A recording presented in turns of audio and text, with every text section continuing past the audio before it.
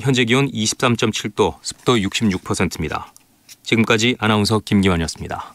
KBS.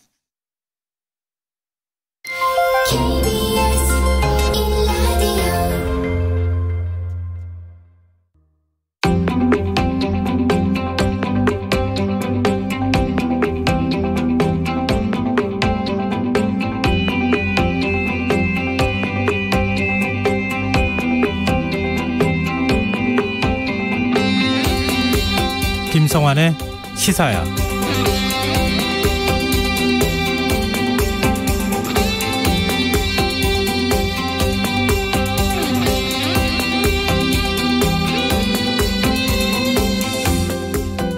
지난달 한 탈북민 단체가 대북전단 50만 장을 북으로 날려보냈다고 주장한 이후 북한군이 군사분계선 일대에 고사포를 전진 배치한 것으로 알려졌습니다. 전단 살포를 겨냥해 물리적으로 대응할 움직임을 보인 건데요. 군 당국은 관련 동향을 주시하고 있다고 밝혔지만 김여정 부부장이 지난 2일 남측의 전단 살포를 도발로 규정하면서 상응 행동을 언급한 바 있다는 점에서 우려가 나오기도 합니다. 사실 이런 상황은 이미 예견돼 있었던 일이기도 합니다. 북한은 지난 2014년에도 대북전단이 담긴 풍선에 고사총을 쏜 전례가 있고 지난해 6월엔 전단 문제를 이유로 개성 남북 공동연락사무소를 폭파시키기도 했는데요. 이런 상황에서 대북전단 금지법을 표현의 자유란 관점으로만 볼 수 있을까요? 실제로 유엔 북한인권특별보고관은 최근 합리적 목적에 따라 전단 살포 통제가 필요하다는 입장을 밝히기도 했습니다. 대북전단이 살포될 때마다 폭격에 대한 불안에 밤잠을 설쳐야 했다는 접경지역 주민들의 말이 귓가에 그래서 맴도는 것 같습니다. 한국을 방문 중인 에브릴 헤이스 미국 국가정보국장이 오늘 비무장지대를 찾았습니다. 북측의 도발을 자제하고 대화에 나오라는 무언의 메시지를 준 것이라는 해석이 나오는데요. 오는 21일로 예정된 한미 정상회담에서 한반도의 평화, 남북미 대화 재개의 실마리가 과연 나올 수 있을지 지켜봐야겠습니다. 시사평론가 김성환입니다. 문재인 대통령이 오늘 임혜숙, 노형욱 두 장관을 임명했습니다. 개각 발표 이후 계속됐던 인사청문 정국이 마무리됐지만 여야 간 갈등은 격화하고 있는데요. 전국 상황 잠시 후 뉴스알 외전에서 자세히 살펴보겠습니다. 이른바 정인이 사건에 대한 1심 판결이 나왔습니다. 법원은 양모의 살인 고의성을 인정해 무기징역을, 양보에 대해서는 징역 5년형을 선고하고 법정 구속했는데요. 더 깊이 있게 들여다보는 인터뷰 시간에서는 대한아동학대방지협회 대표와 전화 연결해 법원 판결의 의미와 향후 과제에 대해 이야기 나눠보겠습니다. 김성환의 시사에는 청취자 여러분의 관심과 참여를 기다립니다. 방송 내용과 관련해 의견 있으신 분들은 문자 보내주십시오. 당첨된 분들께는 모바일 상품권 보내드릴 텐데요. 참여하실 번호는 샵 9730이고요. 짧은 문자는 50원, 긴 문자는 100원의 이용료가 부과됩니다. 콩 게시판을 통해서도 무료로 참여하실 수 있고요. KBS 라디오 유튜브 채널을 통해서도 실시간으로 시청 참여하실 수 있습니다. KBS 라디오 김성환의 시사야. 그럼 지금 시작하겠습니다.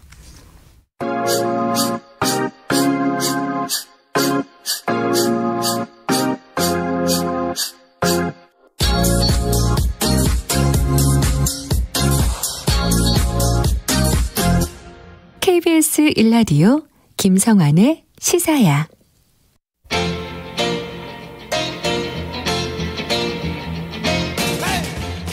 한 주 동안 있었던 뉴스 가운데 우리가 조금 더 깊이 들여다봐야 할 이슈를 짚어보는 시간입니다.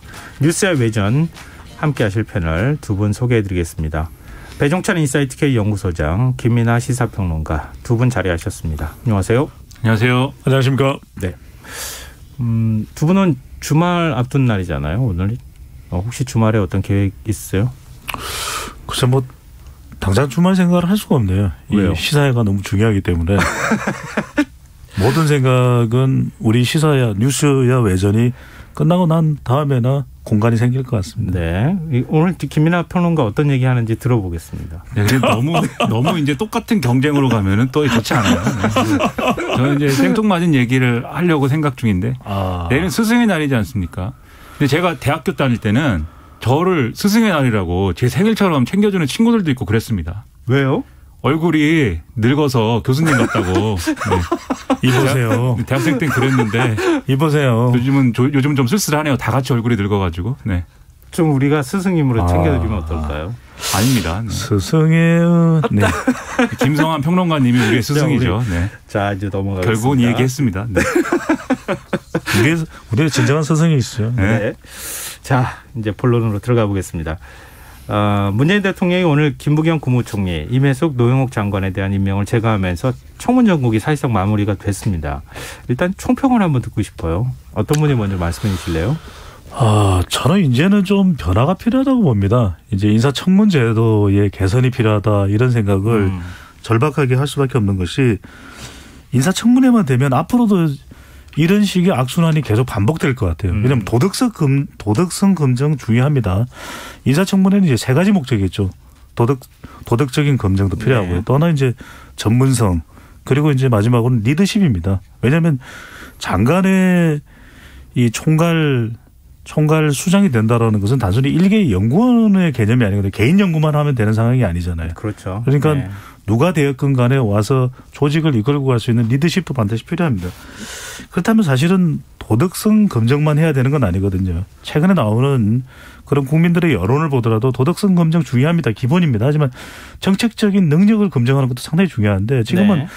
하루밖에 만 24시간도 아니지 않습니까? 불과 한 10시간, 12시간 동안에 대부분 도덕성 또 의혹에 거의 매몰되다시피 하거든요. 네. 그러니까 정말 치명적인 결격 사유가 있는 사람이 장관의 자리나 기관장의 자리에 가서는 안 되겠죠. 하지만 이제는 좀 인사제도를 바꿀 필요가 있지 않겠나. 확인할 수 있는 것은 첫 번째로는 협치가 상실돼 있다. 한쪽에서는 무조건 안 된다 그러고 네. 한쪽에서는 또 왜 안 되느냐고 이야기하고 또 하나는 인사청문을 하는 후보자는 대통령의 인사입니다. 그러니까 대통령의 인사도 상당히 좀 존중해 줄 필요가 있거든요. 네. 왜냐하면 문재인 대통령은 어떤 쪽을 더 집중적으로 봤을까? 도덕성이냐 아니면 그 사람의 전문성이냐 리더십이냐 이걸 좀 이제 존중해 주는 그런 청문제도로 갈 필요가 있겠고요. 그렇다면 이제는 좀 개선해야 됩니다. 네. 이렇게 가서는 안 되겠죠. 예, 김민하 평론가.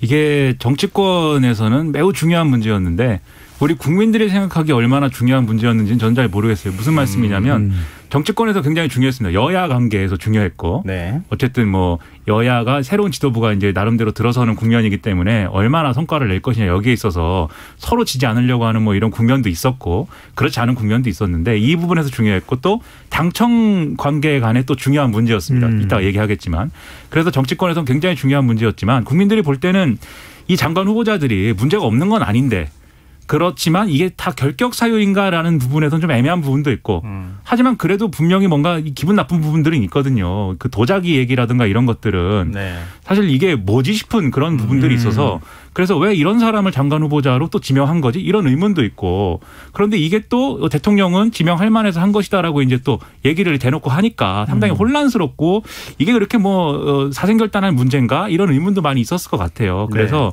이게 결론적으로 말씀드리면은 정치권의 어떤 시각이나 이런 좀 느끼는 온도하고 국민들의 온도하고 상당히 차이가 나서 좀 소모적인 느낌이 더 심한 그런 국면이 아니었나 저는 이렇게 생각을 했습니다. 근데 지금 뭐 국민 여론 말씀하셨지만 여론조사 결과 나온 게 있잖아요. 김민하 평론가 한번 소개해 주시면 어떨까요?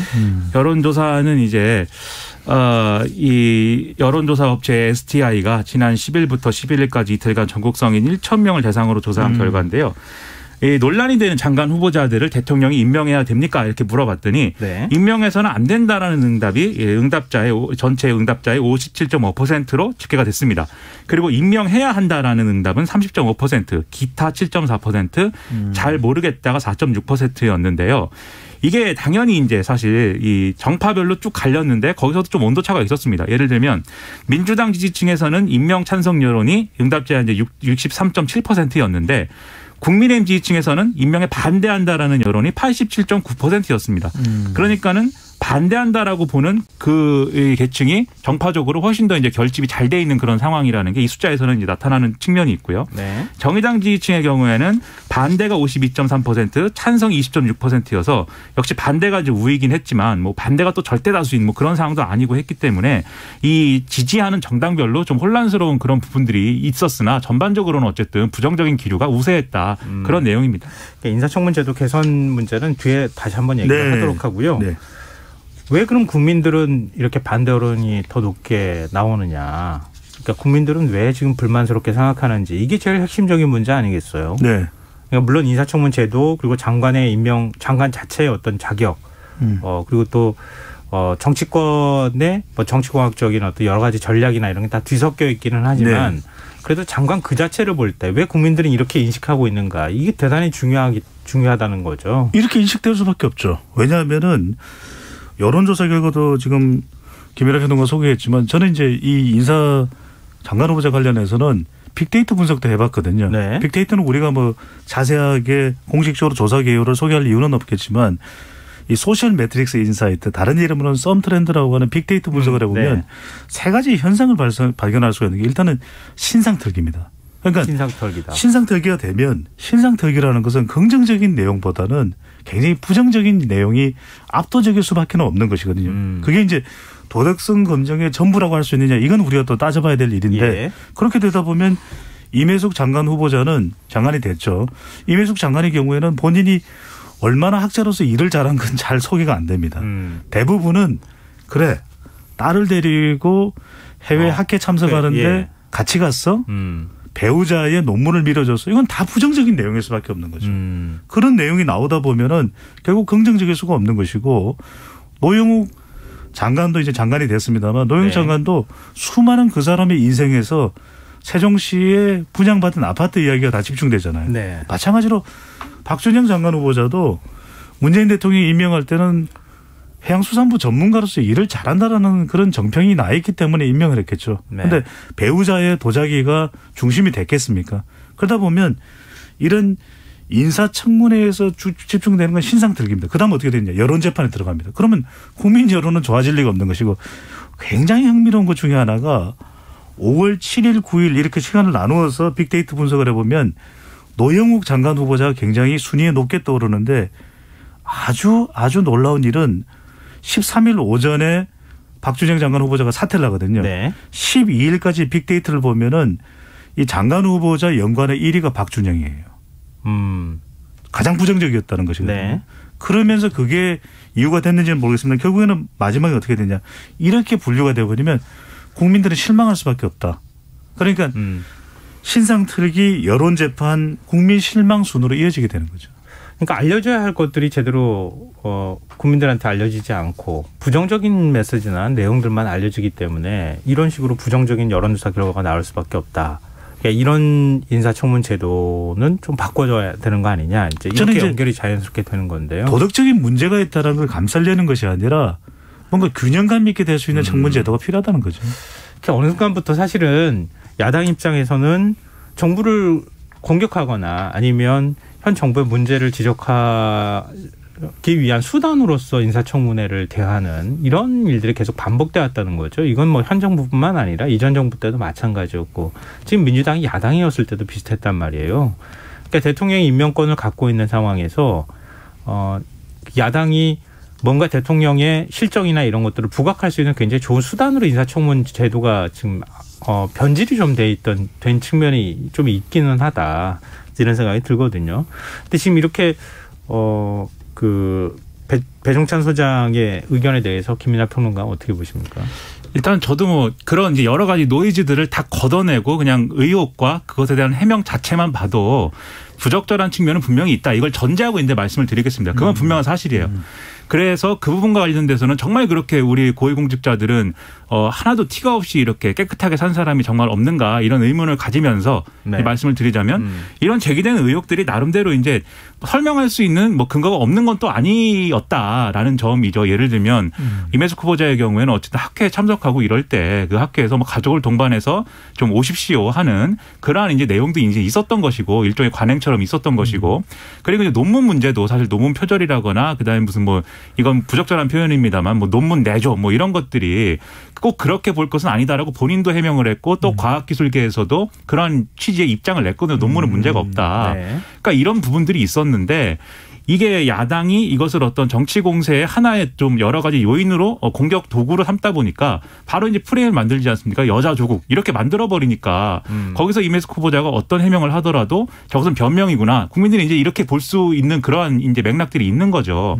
그래서 이게 좀 의혹이 없거나 이것이 뭐 정당하다. 이거 뭐 하나 문제 삼을 만한 내용이 아니다. 이런 게 아니라 기존의 이제 다른 이제 사례와 비춰봤을 때 훨씬 더 증폭된 느낌이다. 이 어떤 부정적인 어떤 이미지가 그런 측면이 분명히 있고 박준영 후보자의 경우에는 뭐 지난번에도 말씀드렸지만 이제 도자기를 뭐 많이 샀다 그리고 그걸 이삿짐으로 들여왔다 자체가 문제라기보다는 그로 인해서 발생할 수 있는 법적 문제가 있는 거거든요. 그게 법적 문제가 검토해 볼 수도 있다는 뭐 의견도 있고 아니다 뭐 이런 의견도 있긴 하지만 어쨌든 그런 논란이 있기 때문에 이건 또 별개의 문제로 다룰 문제라고 저는 생각을 하는데 어쨌든 종합적으로 봤을 때 이것도 배우자 문제이지 박준영 후보자 본인의 또 문제는 아니라는 점에서 이것도 또 어떤 좀 여러 가지 판단을 해볼 만한 문제예요. 그런데 그런 것들은 사실은 다 없어졌고 이 장관 후보자들은 일종의 파렴치한 사람들 이것만 이제 남게 되는 그런 이제 정치적인 과정이 있었기 때문에 네. 그런 것들이 이제 편향됐다라고 보는 그런 시각은 충분히 있을 수가 있겠죠. 그런데 뭐 전에도 말씀드렸듯이 그럼에도 불구하고 이제 만족할 수 없는 좀 실망스러운 그런 인사였다라는 건 부정할 수 없는 겁니다.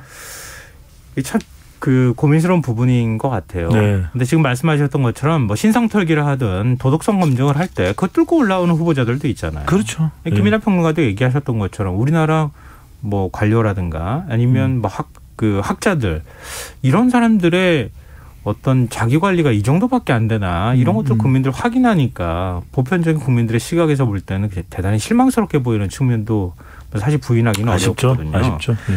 앞서 이제 인사청문 제도 얘기 뭐 나왔으니까 자연스럽게 좀 연결해서 얘기할 수밖에 없는데 문재인 대통령이 취임 4주년 특별 연설 또 기자회견 그 이후에 이제 그 기자들하고 일문일답 과정에서도 언급이 되기도 했고 또 송영길 민주당 대표도 이제 오늘 비슷한 언급을 했는데요. 네. 능력 검증을 하는 청문회와 개인 문제를 좀 청문제도를 좀 분리해서 이제 접근을 해보자 이런 식의 얘기를 하고 있단 말이에요. 근데 이렇게 할 경우에는 지금 도덕성에 관한 검증을 비공개로 하자는 얘기로 연결이 되잖아요. 네네. 근데 국민들의 알 권리가 또 침해되는 측면도 있단 말이에요. 반대로 보면 이런 걸 과연 어떻게 잘 조합을 해낼지 이 대단히 중요한 것 같거든요. 근데 국민들의 인식은 어떤지 이 부분을 먼저 우리가 짚고 얘기를 좀 풀어보면 어떨까 싶어요. 이것 역시 이건 배종찬 소장이 하실래요? 아니면 김민하 제가 아직 나이가 젊어서 시력이 남아있기 때문에 알겠습니다. 제가 이 작은 글씨를 제가 한번 읽어보도록 저도 하겠습니다. 글씨 보여요. 네, 근데 여러모로 나이가 됐어요. 어려운 부분이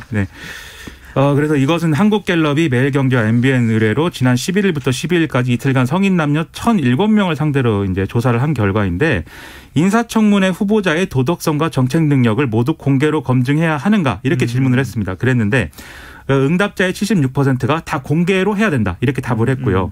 응답자의 23%만 도덕성을 비공개로 하고 능력 검증을 공개로 해야 한다. 이렇게 답을 했습니다. 그러니까 절대 다수가 사실은 다 공개로 하자. 현행이 좋다. 이렇게 답을 한 것이죠. 네. 그리고 인사청문회에서 우선적으로 검증해야 될 사항은 무엇이냐라는 물음에 대해서 응답자의 47%가 도덕성, 또 다른 47%가 정책 능력 이렇게 꼽았는데 즉 도덕성과 정책 능력을 거의 비슷한 비중으로 지금 국민들은 검증해야 될 사안으로 보고 있다. 이런 내용인 겁니다. 그러면 지금 문 대통령이 얘기한 거하고 송영길 대표 얘기하고 좀 차이가 있다고 봐야 되는 거 아닙니까? 그렇지도 않은 것이 우리가 이제 미국식 청문 제도를 고집할 이유는 없거든요. 왜냐하면 미국과 우리는 다를 수밖에 없는 것이 미국의 경우에는 대체적으로 법적인 검증 또 세금 관련 검증을 하면 대체적으로 후보자들이 검증이 끝나는 경우들이 많아요. 그리고 이제 그것을 위반했을 때는 아예 그 다음 단계의 검증으로 가지 못하는 것이거든요. 그런데 우리의 경우는 이렇게 하면 되는 거죠. 일단 우선 이 국가기관이 할 수 있는 검증을 하여튼 할 수 있는 한 최대한 기본적으로는 해야 되겠죠. 네. 이때 이제 후보자가 이 검증을 통과하지 못하면 그 다음 단계로 못 가겠죠. 그런데 도덕성 검증을 그다음 단계의 도덕성 검증이죠. 그러니까 기본적인 자료, 세금, 위장 전입, 논문 이런 부분들은 미리 다 해놓고 네. 그 외에 추가적으로 여기에서 의혹이 풀리지 않은 사항을 적어도 뭐 5시간이면 5시간 내에서 최대한 각 당에서 미리 자료 준비를 하게끔 요구를 하고 나머지 5시간은 또 철저하게 정책 검증을 할 수 있는 그런 문화가 좀 정착될 수 있는 그런 가이드라인이 정해져야 되겠죠. 그게 아니라 애당초부터 자료 안 냈냐, 왜 자료 안 냈냐, 언제까지 자료 낼 거냐, 의장님 보십시오, 위원장님 보십시오, 지금 자료 안 내고 있는데 이런 공방이 언제까지 우리가 봐야 되냐 이거죠. 지금 저희 이제 그 여론조사 결과도 얘기했지만 청취자분들도 의견 보내주고 계시거든요. 휴대전화 뒷자리 297이 쓰시는 청취자분께서 장관이라는 사람이 사람으로서 됨됨이가 안 되었다면 일을 아무리 잘한다 해도 그렇죠. 그 사람을 장관으로 세운다면 잘못된 것 같네요. 이런 의견 주셨고요. 6169님. 지적을 하는 야당은 정도를 가려서 지적을 해야 합니다. 낱낱이 키워서 지적할 것이면 전 피장파장이 아닌가 합니다. 이런 의견 주셨고요. 827 하나님. 재판할 때도 배심원으로 시민 참여가 있는데 청문회에도 일부 시민들이 참여할 수는 없는 건가요? 지금 청문회는 서로 감정적인 싸움과 프레임 만들기에 연연해 있는 것 같아서 무엇을 위한 인사청문회인지 모르겠네요. 정확한 팩트가 아닌 본인 당에 이런 막말만 오가는 게 안타깝습니다. 라는 의견도 주셨습니다. 뭐 의견들은 각자 다 다를 수는 있겠지만 일단 국민들은 저 사람이 진짜 장관할 자격이 있는 사람인지 좀 도덕성 문제 예를 들어서 지나치다 싶을 만큼 얘기가 나온다 하더라도 좀 보고 싶다 이런 마음이 좀 있는 것 같아요.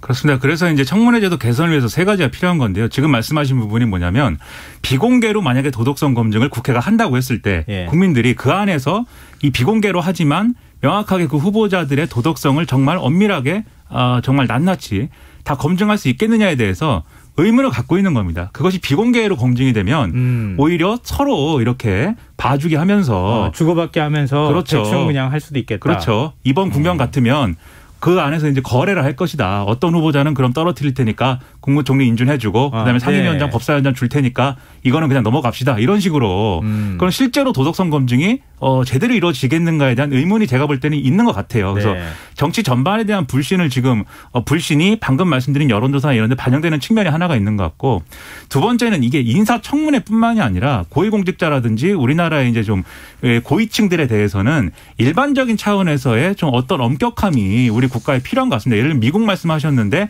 미국의 예를 들면 국세청인 IRS 같은 경우에 그게 한번 떴다 그러면은 그 영화에서도 그렇고 한번 떴다 하면 막 벌벌 떨잖아요. 이제 뭘 세무조사 당할지 몰랐는데 우리는 과연 국세청을 그렇게 무서워하는가? 그렇지 않습니다. 제가 이게 다큐멘터리나 TV 뭐 프로그램을 봐도 무서우신가요? 네. 국세청이? 네. 그러니까는 우리 같은 프리랜서들이나 무섭고 정말 고위층 세금 탈루해가지고 그 뉴스 나오고 하는 분들이 과연 무서워하는가? 그렇지 않은 것처럼 보이고 그래서 이런 부분들이 이제 전반적인 제도 개선이 필요하고 세 번째 인사청문회만 좁혀서 말씀하면 앞서 말씀하신 것처럼 야당을 비롯해서 이 인사청문회 참여하는 주체들에게 자료들이 최대한 그리고 풍부하게 모든 게 사실은 전달이 돼야죠. 그리고 그럴 수 있는 체계가 먼저 갖춰진 다음에 그다음에 이제 비공개 검증이 있어야 되는 거죠. 근데 그런 체계가 없는 상태니까 그런 걸 만드는 어떤 디테일한 논의들이 지금 필요한 것 같습니다. 그러니까 지금 만약에 한다 그러면 인사청문회법하고 국회법을 다 고쳐야 되는 상황이잖아요. 네. 지금처럼은 안 된다는 거죠. 근데 계속 강조를 해야 되는 것은 문제는 있지 않습니까? 문제점은 우리가 발견을 했고 지금처럼 안 된다면 어떻게 더 낫게 만들까에 대한 논의는 이루어져야 되는 거죠. 그런데 중요한 거는 이런 논의 자체가 안 된다는 게 여야가 계속 뒤바뀌기 때문에 누가 유리한 위치에 서느냐에 따라서 지금 상황이 달라 보인다는 거잖아요. 네. 근데 지금 더 이상 개각이 아마 없을 가능성이 있기 때문에 뭐 문 대통령도 언급을 한 것처럼 지금 바꾼 다음에 다음 정부부터 합시다. 그렇죠. 대선 끝나고 난 다음에 누가 뭐 재집권을 할지 아니면 다시 또 정권 갖고 올지 그럼 아무도 모르는 상황 아니겠어요? 지금이 적기일 수밖에 없다는 거죠. 아니 여야도 서로 간에 앞으로 이제 인사청문회가 되면은 여야도 서로 간에 유불리를 따질 수가 없는 것이거든요. 왜냐하면 정권이 어떻게 바뀔지도 알 수 없는 상황이고 또 나중에 시간이 지난 뒤에는 다 적용을 받을 수밖에 없는 그런 상황이 될 것이기 때문에 지금 바꿔야 되는 거죠. 네. 알겠습니다. 뭐 사실 정치한 논리까지 얘기를 하다 보면 이 시간 다 해도 사용을 해도 모자랄 것 같다 이런 생각은 드는데요. 일단 국민 여론은 한번 좀 보고 싶다. 여기에 좀 방점이 찍혀 있는 것 같고 정치를 하는 입장에서는 능력도 같이 좀 봐줬으면 좋겠다. 너무 지나치게 정치 공세의 장으로 인사청문회가 활용되는 것은 바람직하지 않다 이런 의견도 있는 것 같습니다. 일단 인사청문 전국은 마무리가 됐는데요. 그 후유증이 지금 남아있는 상황이에요. 예를 들면 일단 오늘 문재인 대통령하고 민주당 신임 지도부하고 티타임 간담회가 있지 않았습니까? 여기에 맞춰서 이 간담회 전에 사실 인사 문제를 마무리 지어야겠다 이렇게 판단을 했던 것으로 보이고 하다못해 김부겸 국무총리 후보자 국회 인준동의안도 민주당이 단독으로 그냥 처리해버리지 않았어요. 네. 이렇게 돼버리면 상당히 부담스럽지 않겠습니까? 문 대통령에게도 부담스럽고 또 민주당에게도 상당히 부담스럽고 지금 야권은 굉장히 좀 특히 국민의힘은 반발하고 있는 상황인데 앞으로 어떻게 될 거라고 보십니까? 글쎄요. 여기서 인사청문회 후폭풍이 더 확산될까 싶은 생각은 들어요. 물론 이제 야당은 패싱이라고 해서 청와대 쪽으로 가서 반발했습니다. 그런 또 야당은 또 반발을 당연히 하겠죠. 왜냐하면 정의당까지 데스노트로 한 명이 아닌 2명 또는 3명까지 부적격이라는 이야기를 한 상황에서 청와대와 또 심지어는 민주당도 받아들이지 않은 셈이 되기 때문에 그 정치적 파장은 없다고는 할 수는 없을 겁니다. 그런데도 박준영 후보자가 또 자진 사퇴를 했고 그런 상황에서 이 여파가 계속 이어지리라고 보기는 힘들어요. 왜냐하면은 야당의 입장에서도 김부겸 총리 후보자의 경우에는 국민의힘 내부에서도 좀 협력을 해줘야 된다 이런 목소리가 나오기도 했었거든요. 네. 그리고 아까 여론조사 이야기를 하셨는데 김부겸 총리 후보자에 대한 여론은 그렇게 나쁘지가 않았었어요. 발표됐던 조사 결과에서도 모르무응답이 좀 많긴 했지만 그렇게 부정적이지는 않았거든요. 그만큼 이제 오늘 사실은 민주당 신임 지도부가 모여서 그런 이유 때문인지 민생연한 이야기를 참 많이 했거든요. 네. 그런 점에서 오히려 민생연한에 더 청와대와 당이 집중하는 모습이 인사후폭풍을 극복하는 방안이다. 또 방법이다라고 판단했을 가능성이 높은 거죠. 근데 이번 이제 인사정국에서 민주당 내에서 사실은 일부 중진 의원하고 초선 의원들이 해석에 따라서는 다르겠지만 집단으로 반기를 든 측면이 있잖아요. 그러니까 최소한 한 명 이상은 장관 낙마시켜야 한다. 이런 의견을 내면서 민주당하고 당청 관계 어떻게 설정할지도 좀 앞으로 남아있는 숙제가 될 것 같은데 오늘 이제 신임 지도부하고 만났을 때는 그런 모습은 보이지는 않았어요. 이 당청 관계 어떤 방식으로 지금 설정해 나갈지 굉장히 큰 고민거리가 될 것 같거든요.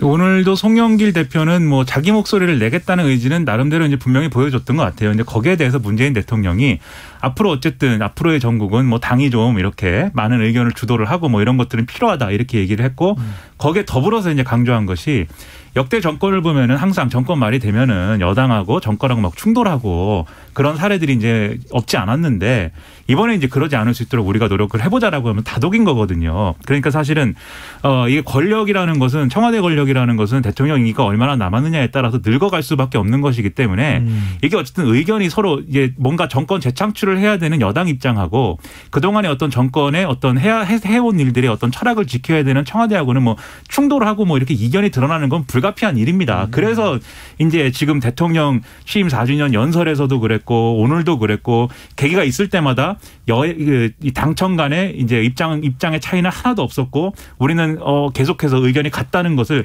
계속 청와대도 그렇고 여당도 그렇고 계속 강조하고 있잖아요. 네. 근데 이게 예를 들어서 옆집 사람이 물어보지도 않았는데 우리 부부는 아무 이상 없습니다를 자꾸 얘기하면 이상이 있으니까 얘기하는 거 아니야. 이렇게 의심하게 되지 않습니까? 네. 그러니까 사실은 이게 어쨌든 당청 간에 어떠한 균열이 있기 때문에 하는 얘기인 거로 저는 이제 생각을 하거든요. 근데 그럴 수밖에 없는 것이고 그래서 그런 균열은 있는데 그것을 어떻게 지혜롭게 그러면 어떻게 좀 정리해 갈 것이냐가 언제나 과제인 것이죠. 그런데 문재인 대통령이 얘기했듯이 어쨌든 당으로 무게 중심이 옮겨질 수밖에 없는 그러한 사정이 있습니다. 그렇기 때문에 그것을 청와대가 용인을 해주면서 그렇더라도 완전히 이제 이 궤도에서 벗어나지 않도록 하는 그러한 조정을 해나가는 것이기 때문에 오늘까지의 결과만 놓고 보면은 어쨌든 중간에 지금 말씀하신 대로 초선들이 선상반란을 일으켰다. 그리고 송영길 대표가 재선 의원들 모아놓고 앞으로는 당이 주도해야 되고 청와대 정책실장이 가르치는 대로 하면 안 되고 이렇게 얘기를 했다고 하지만 그런 얘기들이 나왔지만 결국은 그렇게 파열음이 나는 그런 형태로는 안 갈 거다라고 저는 봐요.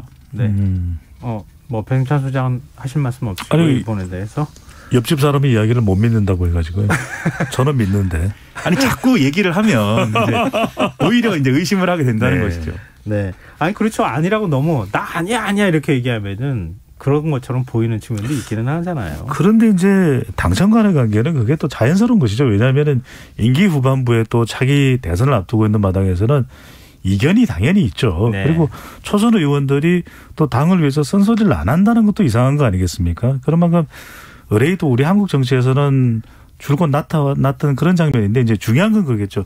그럼에도 불구하고 외부에 노출될 정도의 당청 간의 알력과 갈등이냐 그건 아닌 것이거든요. 왜냐하면 현재의 더불어민주당 여당이 역대 여당과 대통령의 현직 대통령 임기 후반부의 다른 점은 차기 대권이 아무리 중요하더라도 문재인 대통령을 안고 갈 수밖에 없는 숙명이 있어요. 네. 왜냐하면 대통령 지지층을 분열시키고서 차기 대권을 노릴 수는 없는 거 아니겠습니까?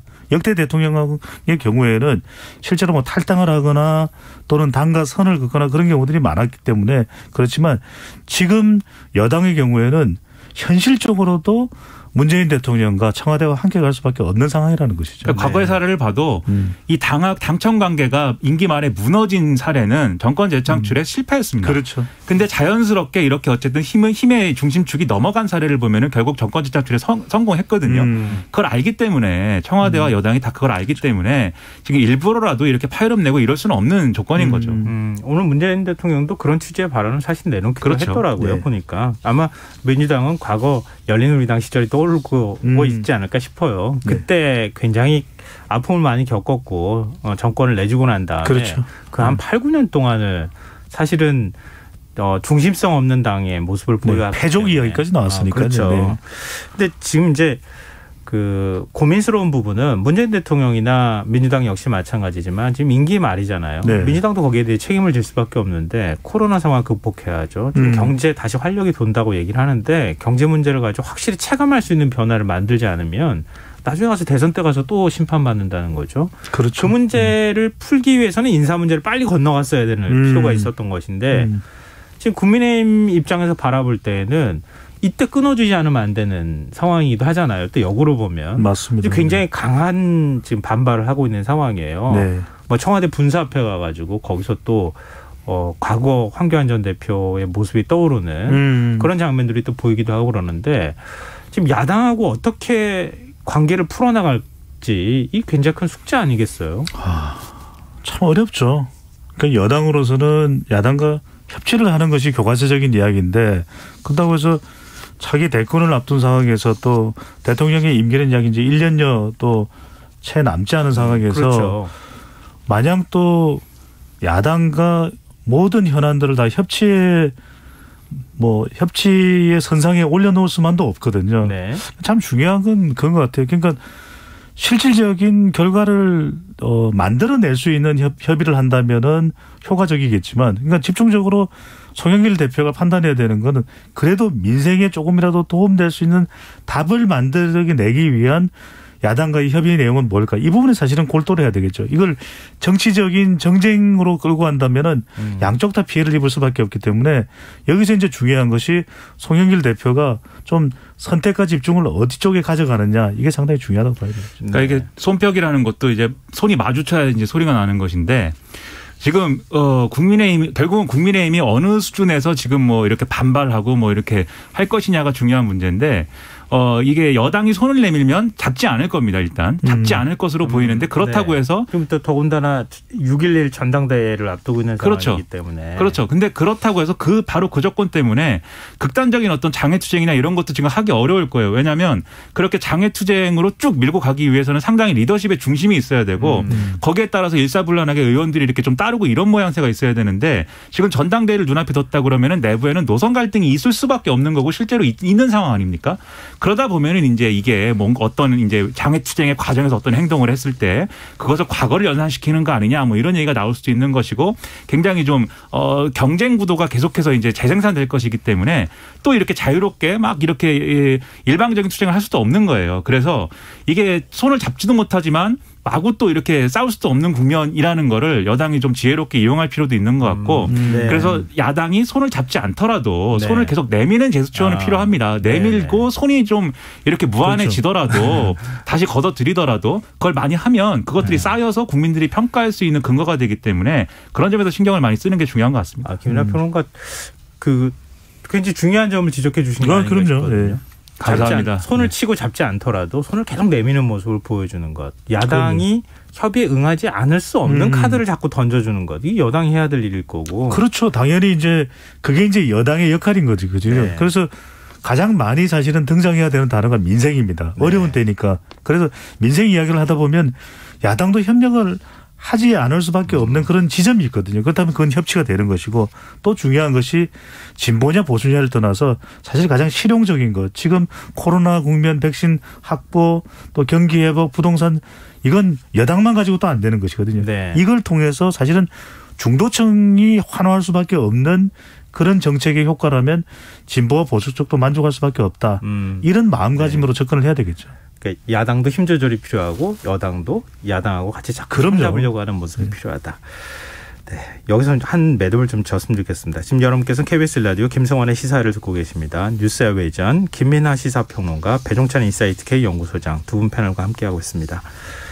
우리 마지막으로 얘기는 좀 해봤으면 좋겠어요. 굉장히 좀 흥미로운 현상이 지금 나와요. 민주당 초선들 그동안에 제 목소리 못 내고 있다가 이제 목소리를 드디어 이제 입을 텄어요. 그래서 목소리를 내기 시작했고 인사청문 전국 과정에서 국민의힘에서는 초선이 더 적극적이에요. 뭐 당대표 하겠다고 막 그렇죠. 초선들이 선언하고 나오는데 일종의 뭐 우리 과거식 표현으로 말하면 정풍 운동 같이 이 초선들이 뭔가 변화를 이끌어낼 수 있을까? 그게 궁금하거든요. 두 분은 어떻게 가능성을 좀 보고 계십니까? 저는 가능성이 있다고 봐요. 왜냐하면은 주로 초선 의원이 기댈 수 있는 지지 기반이라고 한다면은 기존에는 우리가 두 가지만 생각했잖아요. 진보냐. 그러니까 민주당 쪽은 진보층 지지를 기댈 수밖에 없는 것이고 네. 그다음에 보수 정당은 국민의힘은 보수 쪽 지지만을 기댈 수밖에 없는 상황이었잖아요. 그런데 이제 초선 의원들은 그러면은 어디에 기댈 수 있는 지지 기반이 아주 약할 수밖에 없습니다. 네. 그런데 불구하고 최근에 이제 목소리가 커지는 이유는 재보궐선거를 통해서 우리가 확인할 수 있는 것은 MZ세대. 2030도 뭉치면 변화를 만들어낼 수 있다는 것을 확인을 한 것이거든요. 네. 그렇다면 이제는 적어도 더불어민주당도 마찬가지로 20대 30대 또 초선 의원들이 목소리를 내는 것은 2030 세대들이 이제는 집단 세력화가 될 수 있다는 것을 확인한 거잖아요. 네. 국민의힘도 마찬가지거든요.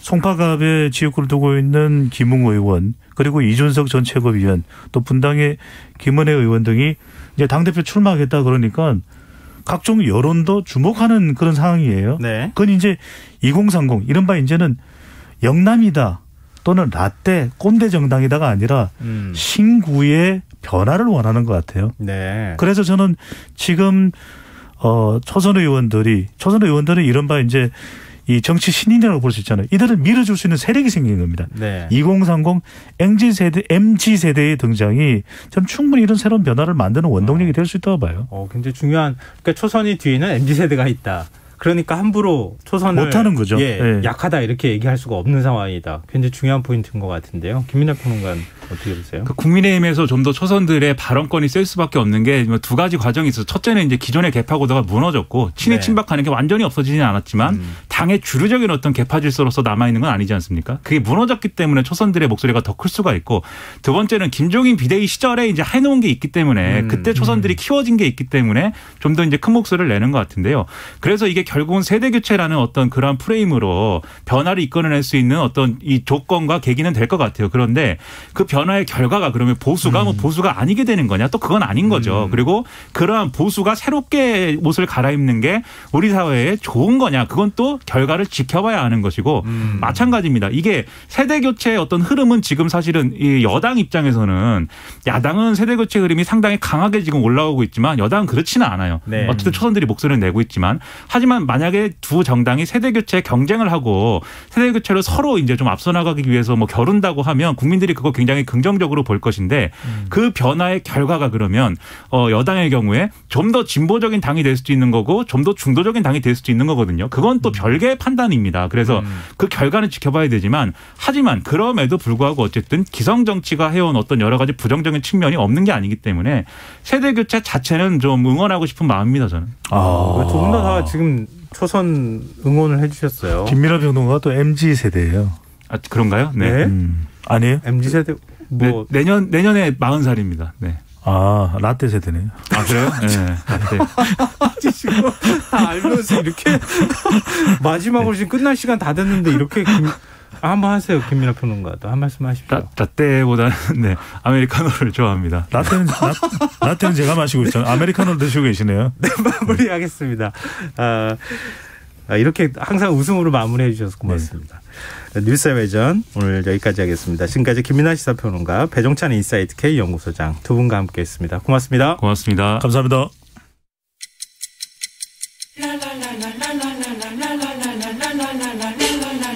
바쁜 당신을 위해 준비된 밤 시사야. 시사평론가 김성환과 함께합니다.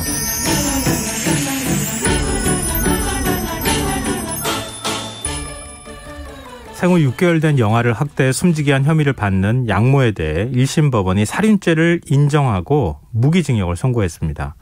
함께 재판에 넘겨진 양부는 징역 5년을 선고받았는데요.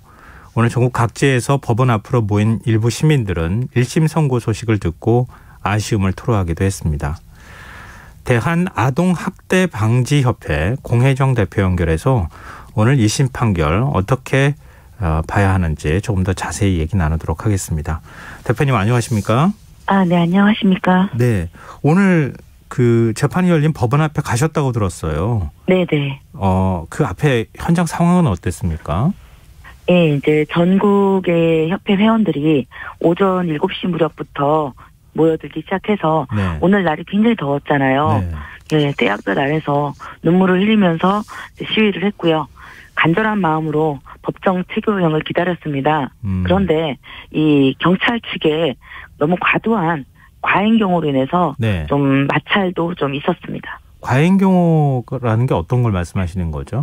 그러니까 저희는 단지 이 정인이를 살해한 양부모의 형량이 어떻게 나올 것인가를 현장에서 듣고 싶었고 유가족이 없는 정인이를 대신해서 가족이라는 마음으로 갔고 또 이 평범한 엄마 아빠들입니다. 네. 그런데 마치 우리를 폭도나 범죄자처럼 취급을 해서 뭐 아예 그 법원 청내 출입을 금한다든가 네. 뭐 이 기동대를 막 5겹 6겹으로 둘러싸서 저희를 그 인간 기동대 감옥에 가둔다던가 하는 좀 지나친 좀 경우가 있었습니다.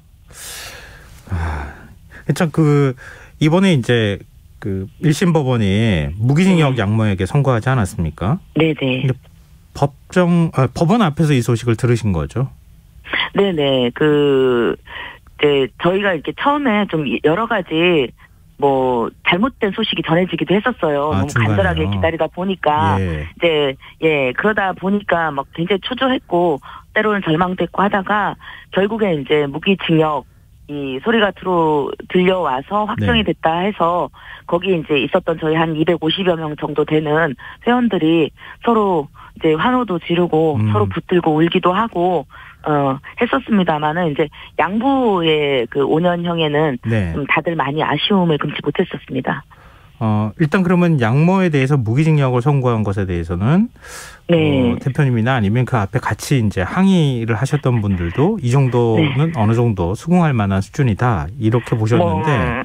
이게 이제 살인죄가 인정이 됐잖아요. 저희가 가장 중요하게 생각했던 게 이게 기존에 그 검찰 측에서 학대치사로 올렸었거든요. 이제 그렇기 때문에 좀 그 부분이 많이 불안했었습니다. 검찰이 나중에 살인죄로 이제 공소장을 변경하기는 했지만 제일 처음에 이제 학대치사로 갔던 부분이 있어서 굉장히 좀 불안했었습니다만은 어쨌든 이 살인의 고의성을 미필적 고의를 인정했었고요. 네. 그리고 이제 무기징역이지만 사실은 우리나라가 실질적으로 사형 폐지 국가잖아요. 네. 그렇기 때문에 어쩌면 가장 법정 최고형을 줬다고 볼 수는 있지만 또 한편으로는 그냥 상징적으로라도 사형을 선고해서 어떤 사회적 그 경각심이라든지 네. 경종을 울려주었으면 조금 더 좋았지 않았을까 하는 약간의 아쉬움은 좀 있었습니다. 근데 양보에 대한 그 선고 형량에 대해서는 좀 불만스러운 목소리가 있다 이렇게 앞서 말씀을 해주셨는데요. 징역 네. 5년을 선고받았어요. 아내의 네. 폭행과 학대를 방조한 혐의가 지금 적용이 됐는데요. 이 네. 부분 재판부의 결정에 대해서 어떻게 보십니까? 예, 이제 검찰에서 7년 6개월을 구형을 했기 때문에 네. 어느 정도 예상은 하고 있었습니다.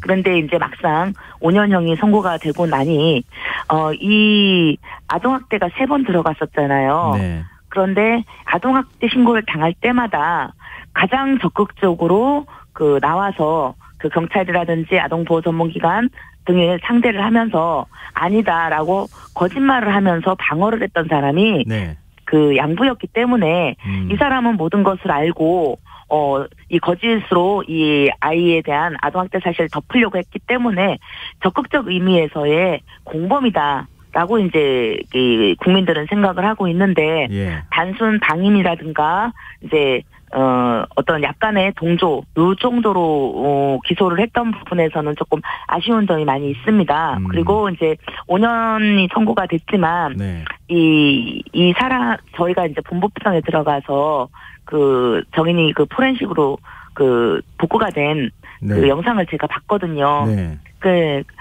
저는 아마 죽을 때까지 그 영상을 잊지를 못할 것 같습니다. 예. 예. 그렇게 남인 제가 봤을 때도 네. 그 삐쩍 마르고 배만 볼록한 아이가 땀에 흠뻑 젖어서 불안에 눈을 두리번 하는 모습을 그 양부가 직접 찍었단 말이에요. 네. 예. 그런데 이것이 어떻게 적극적인 공범이 아닌 방임으로만 처벌을 받는지 이 부분에 대해서는 너무 좀 많이 아쉽습니다. 양모가 하는 행위를 전부 다 알고 있었음에도 불구하고 말리지 않은 것도 사실 공범의 범죄에 들어가는 행위라고 볼 수 있는 거잖아요. 그러니까 저희는 그리고 카톡 내용을 그 보고 난 것에도 보면 이 아이를 지칭하는 안 씨의 말이 뭐 정말 이렇게 말씀드리기가 참 그런데 뭐 개 진상이다, 뭐 기차는 XX 이런 식으로 아이에 대한 혐오적인 표현을 한 부분이 굉장히 많습니다. 그래요. 예, 그리고 아이를 굶기라는 등 그리고 이제 이 아동 학대를 이미 알고 있고 그런데도 그 부분을 말리지 않았거나 아니면 동조했다 아니면 적극적으로 방어를 했다는 점에서는 좀 더 엄한 처벌이 내려졌어야 마땅하다 이렇게 생각이 듭니다.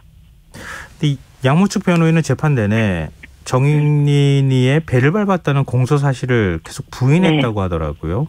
네, 계속적으로 뭐 그런 사실이 없다, 뭐 그렇게 얘기를 하고 양모 또한 자신은 그런 적이 없다라고, 뭐 살인의 고의도 없다라고 얘기를 했지만 이 재판부에서는 이제 피해자의 복부를 강하게 밟는 등 강한 둘력을 강해서 피해자의 치장이 절단되고 이로 인해서 복부 손상으로 사망하였었고 이로 인해서 피고인은 피해자를 살해하였다라고 정확하게 단정적으로 기소를 하였습니다. 판결문에. 네. 예. 그래서 제가 한 8년 정도 이 일을 하면서 수많은 아동학대 재판에 참여를 했지만 이 아이를 그 학대로 살해한 사람들은 누구 하나 내가 아이를 죽였습니다라고 한 사람이 단 한 명도 없었습니다.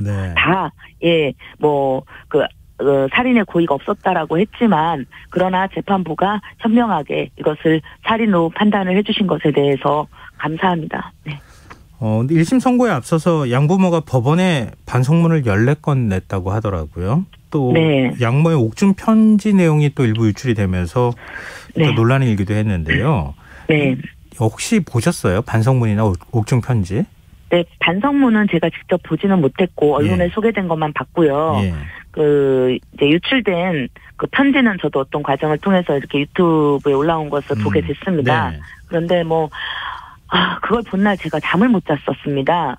이 아이를 그렇게 무참하게 살해를 해놓고 그 자기 남편한테 보내는 편지가 이모티콘이 남발을 하고 그리고 그 장래에 뭐 이민을 가자라든가 뭐 강아지를 한 마리 더 사와서 뭐 이런 어떤 계획을 또 세우고 있고요. 그러니까 자기 죄에 대한 반성이 전혀 없고 또 이 정인이에 대한 미안함이 전혀 없었어요.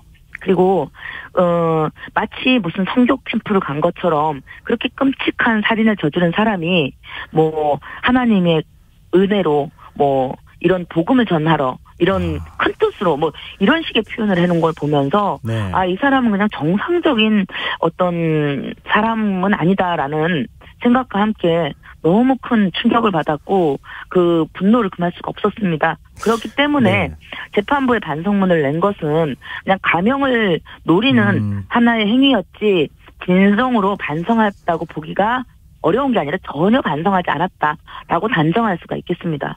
근데 법정 구속된 양부는 법정에서 혼자 남은 딸을 생각해서 2심까지는 불구속 재판을 받게 해달라 이렇게 얘기를 하면서 호소했다고 하더라고요. 어쩌면 그 얘기를 들으면서 생각한 게 부창부수라는 얘기가 떠올랐습니다. 이 양모 역시도 처음에 구속될 때 불구속으로 재판을 받게 해달라고 얘기를 했는데 또 양부 역시도 2심까지 불구속 재판을 받게 해달라고 한 것을 보면 솔직히 제가 좀 강하게 이렇게 표현해서 죄송하지만 뻔뻔함이 너무나 닮아있다라고 생각이 들었고요. 또 아이를 그만큼 생각을 했다면 정인이 역시 입양한 딸입니다. 내 입양한 딸은 죽여도 되고 내 친딸은 그 아이를 키우기 위해서 불구속 재판을 해달라는 것을 만약에 용인을 했다면 이 역시 법적으로 입양딸과 친딸을 차별하는 게 됩니다.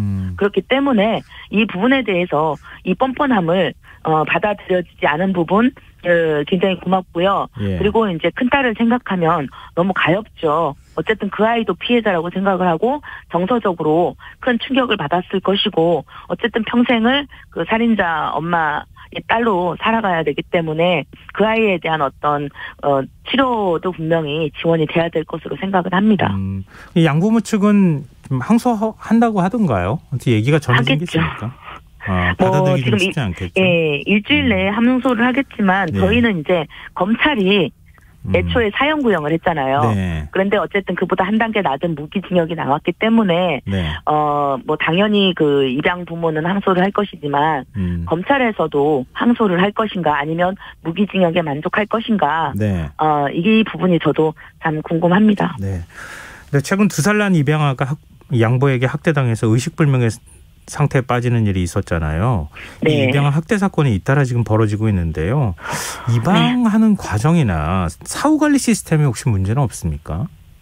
지금 현재 그 우리나라는 민간인 입양 기관에서 입양 상담과 사후 관리를 하고 있습니다.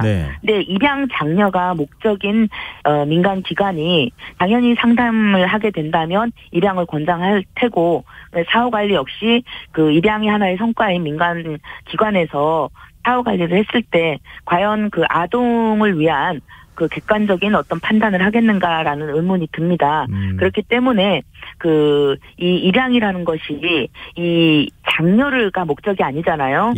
아동에게 적합한 부모를 찾아서 이 아동이 행복하게 자랄 수 있도록 해주는 것이 목적이기 때문에 이 입양 상담이라든지 사후 관리를 공공화했으면 좋겠습니다. 그래서 어떤 그 사업성과 전혀 관계가 없는 공공화가 있어야만이 이 아이를 행복을 좀 더 안전을 좀 더 보장하지 않겠는가 이런 생각을 하게 됩니다. 입양과 사후 관리를 정부 기관이나 이런 데서 해야 된다는 말씀이신 건가요? 예, 그렇죠. 입양 장려와 입양이 사업이 목적인 그 민간 기관 물론 그 분들이 나쁘다는 게 아니라 그래도 좀 더 이제 공공화가 된다면 좀 더 객관적으로 아이들을 그 안전을 보장하지 않겠는가라는 그런 생각을 하게 됩니다. 참 우리 사회 여러 가지 복지 시스템을 개선하려고 노력하는데 계속 허점이 보이는 것 같습니다. 특히 입양 문제에 대해서 우리 사회가 큰 관심을 좀 가져야 되지 않을까 싶습니다. 저희 청취자분들께서도 안타까움을 표해 주시기도 하고 마음이 아프다 이런 또 문자 보내주고 계십니다. 앞으로 활동 계속 저희도 응원하고 지켜보겠습니다. 오늘 말씀 고맙습니다. 감사합니다. 네, 수고하십시오. 네, 지금까지 대한아동학대방지협회 동혜정 대표였습니다. KBS 라디오 김성환의 시사야 1부 순서는 여기서 마무리하겠습니다. 2부에서는 화제성 뉴스를 살펴보는 밤잠 뉴스 불금의 교양학 순서로 찾아뵙겠습니다. 전 11시 정각 2부에 다시 찾아오겠습니다.